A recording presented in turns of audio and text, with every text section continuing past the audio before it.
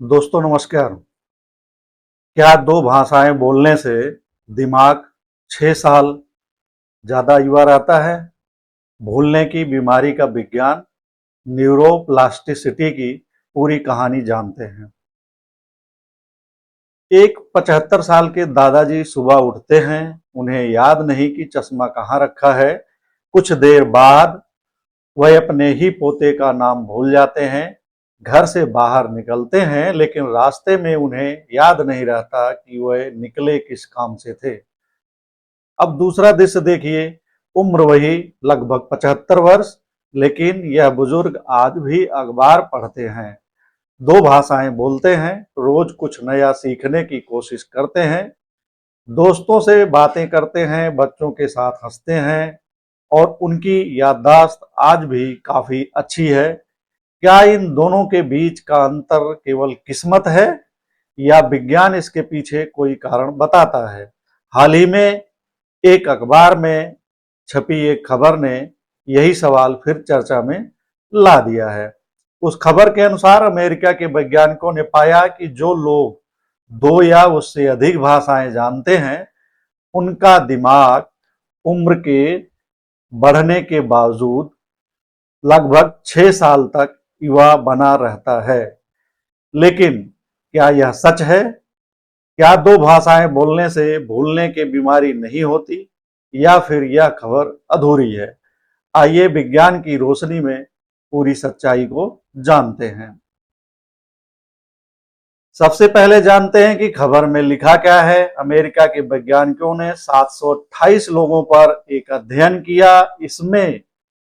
इनमें 144 लोग दो भाषाएं बोलने वाले थे।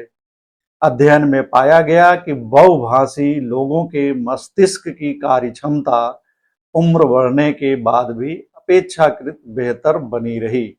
यही उनका दिमाग जैविक रूप से 6 साल छोटा नहीं हो गया, बल्कि उनकी कार्य क्षमता अधिक समय तक बेहतर बनी रही।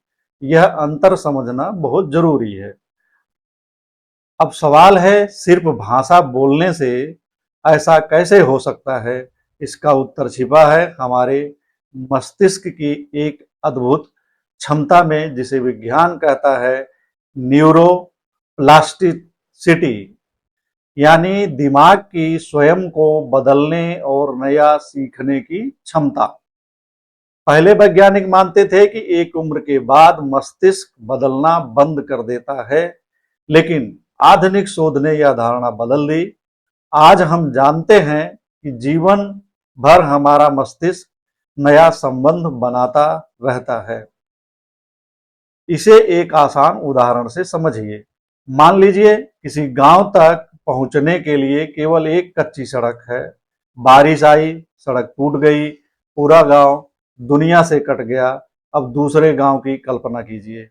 वहां पहुंचने के लिए 4 पक्की सड़कें हैं। यदि एक सड़क बंद हो जाए तो लोग दूसरी सड़क से पहुंच जाएंगे। हमारा मस्तिष्क भी कुछ इसी तरह काम करता है। जितना अधिक हम पढ़ते हैं, सीखते हैं, नई भाषा बोलते हैं, समस्याएं हल करते हैं, उतने ही अधिक रास्ते यानी न्यूरल कनेक्शन बनते जाते हैं। ये रास्ते भविष्य में हमारे काम आते हैं। वैज्ञानिक इसे कहते हैं संज्ञानात्मक आरक्षित क्षमता, यानी कॉग्निटिव रिजर्व्स। इसे दिमाग की अतिरिक्त बचत समझिए। जैसे बैंक खाते में बचत मुश्किल समय में काम आती है, वैसे ही मानसिक गतिविधियों से बनी यह अतिरिक्त क्षमता उम्र बढ़ने पर मस्तिष्क की मदद कर सकती है। इसी कारण पढ़ने, लिखने, नई भाषा सीखने और लगातार मानसिक अभ्यास करने वाले लोगों में सोचने समझने की क्षमता अधिक समय तक बनी रहती है, यानी कि उनकी याददाश्त खोने की आशंका कम रहती है। क्या अब सबसे बड़ा सवाल, क्या इसका मतलब यह है कि पढ़े लिखे लोगों को कभी अल्जाइमर नहीं होगा? अल्जाइमर यानी डिमेंशिया, यानी याददाश्त खोने की बीमारी जो अधिकतर वृद्धों में देखी जाती है, बुजुर्ग लोगों में देखी जाती है, जो 65 साल से ऊपर की उम्र के होते हैं, उनमें से अधिकतर को यह बीमारी हो जाती है। तो जवाब है कि बिल्कुल नहीं। यही सबसे बड़ी गलतफहमी है। दुनिया में ऐसा कोई वैज्ञानिक प्रमाण नहीं है जो यह कहता हो कि 2 भाषाएं सीख लेने से या अधिक पढ़ाई करने से अल्जाइमर पूरी तरह रुक जाता है। लेकिन कई शोध यह जरूर बताते हैं कि मानसिक रूप से सक्रिय लोगों में बीमारी के लक्षण अपेक्षाकृत देर से दिखाई दे सकते हैं। यानी बीमारी आ सकती है, लेकिन उसका असर कुछ समय बाद दिखे। मसलन यदि किसी को 65 साल की उम्र में याददाश्त खोने की बीमारी आनी है, वो 70 साल में आएगी, 70 साल वाले को 75 में, 75 को 80 में, यानी कि उम्र के बढ़ने के साथ इसकी जो अवधि है वो कम हो सकती है। एक और महत्वपूर्ण सवाल, हम अक्सर देखते हैं कि गांव में कई बुजुर्ग जो स्कूल नहीं गए, बुढ़ापे में बातें भूलने लगते हैं। क्या इसकी वजह केवल अनपढ़ होना है? जवाब है कि नहीं। कम शिक्षा एक जोखिम कारक हो सकती है, लेकिन अकेली वजह नहीं हो सकती। उम्र, आनुवंशिकी, उच्च रक्तचाप, मधुमेह, पोषण, व्यायाम, सामाजिक जीवन और मानसिक सक्रियता, ये सभी मिलकर मस्तिष्क के स्वास्थ्य को प्रभावित करते हैं। और यह भी सच है कि अनेक ऐसे अनपढ़ बुजुर्ग हैं जो 90 वर्ष की उम्र तक लोकगीत, कहावतें, खेतों का हिसाब और दशकों पुरानी घटनाएं याद रखते हैं। इसलिए शिक्षा से अधिक महत्वपूर्ण है दिमाग को लगातार सक्रिय रखना।